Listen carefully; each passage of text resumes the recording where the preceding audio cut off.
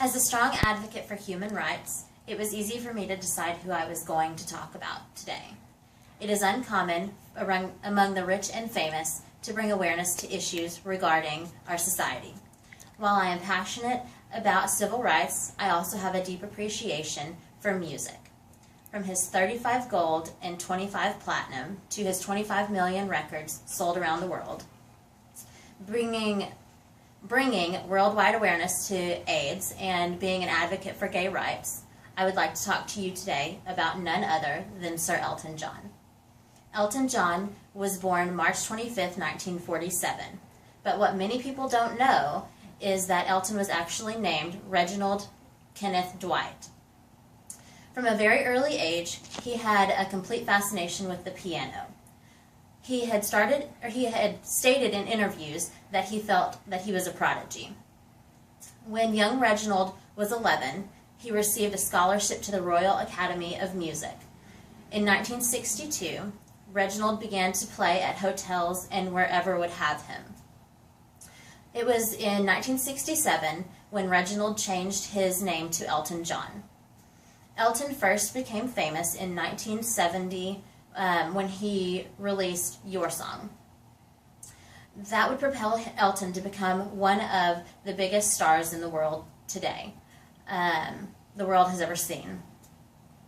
In fact, Elton, despite being from Britain, he's become the third largest, or the third most successful artist in American charts, putting him behind Elvis Presley and the Beatles. After losing a longtime friend and fellow musician by the name of Freddie Mercury, Elton created a foundation called the Elton John's AIDS Foundation, and that was in 1992. His organization, teamed with other like-minded foundations, has raised over $275 million in 55 countries around the world. His efforts have been one of the most recognized charities around the globe. Elton didn't just stop with making timeless music. In the 1990s, he teamed up with Tim Rice from Disney's The Lion King. In 1997, when Elton lost his closest friend, Princess Diana, he sang a remake of Candle in the Wind and has sold more than 33 million copies, which raised millions for Princess Diana's memorial fund.